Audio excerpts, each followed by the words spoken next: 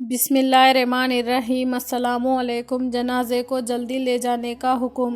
حضرت ابو ہریرہ رضی اللہ تعالیٰ عنہ سے روایت ہے کہ رسول صلی اللہ علیہ وسلم نے فرمایا، جنازے کو جلدی لے جایا کرو، اس لیے کہ اگر مردہ نیک ہو تو اس کو بہت جلدی دفن کر دو، وہ قبر میں جا کر آرام اور چین پائے گا، اور اگر وہ نیک نہیں ہو تو تمہاری گردن سے بوجھ اتر جائے گا۔ اس حدیث شریف سے معلوم ہوا ہے کہ جب کوئی آدمی مر جائے تو بہت جلدی غسل اور کفن کا انتظام کرو، نماز جنازہ پڑھائیے اور جلدی دفن کر دے۔ آج کل بعض لوگ سارا دن ساری رات مرنے والے کو پڑا رہنے دیتے ہیں کہ یہ منہ دیکھ لے، وہ منہ دیکھ لے، فلاں آ جائے اور منہ دیکھ لے۔ غرض بیجا دیر کرنا حضور صلی اللہ علیہ وسلم کے حکم کے خلاف ہے۔ جنازے کے ساتھ جانے کا حکم۔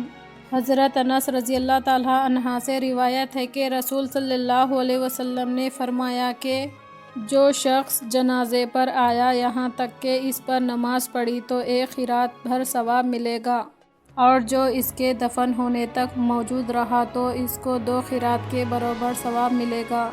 اس حدیث شریف کا مطلب یہ ہے کہ جو شخص کسی جنازے میں آیا اور نماز پڑھنے تک شریک رہا پھر چلا آیا تو اس کو 2 پہاڑوں کے وزن کا برابر ثواب ملے گا، اور اگر میت کو دفن کر کے آیا تو اس کو 4 پہاڑوں کے برابر ثواب ملے گا۔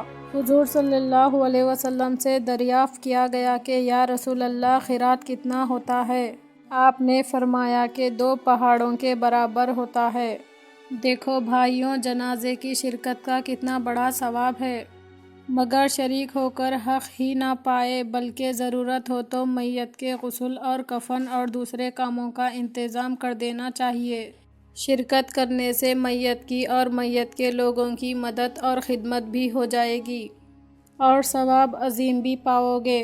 قبر کا دبانا۔ حضرت عائشہ رضی اللہ تعالیٰ عنہا نے دریافت کیا، یا رسول اللہ صلی اللہ علیہ وسلم، آپ نے جب سے منکر نکیر فرشتوں کا قبر میں آنا اور قبر کا دبانا بیان فرمایا ہے، کوئی چیز مجھے تسلی نہیں دیتی۔ آپ نے فرمایا، اے عائشہ، منکر نکیر فرشتوں کا ایماندار اور تابعدار آدمی کے لیے آنا ایسا ہے کہ جیسا سرما آنکھوں میں اچھا معلوم ہوتا ہے، اور تابعدار آدمی کو ان فرشتوں سے ڈر نہیں لگے گا، اور قبر کا دبانا ایمان والے اور تابعدار آدمی کو ایسا مفید معلوم ہوگا جیسے کہ کسی کی ماں سر کے درد میں بیٹے کو سر کو آہستہ اور نرمی سے دبائے کہ اس کو آرام ملے۔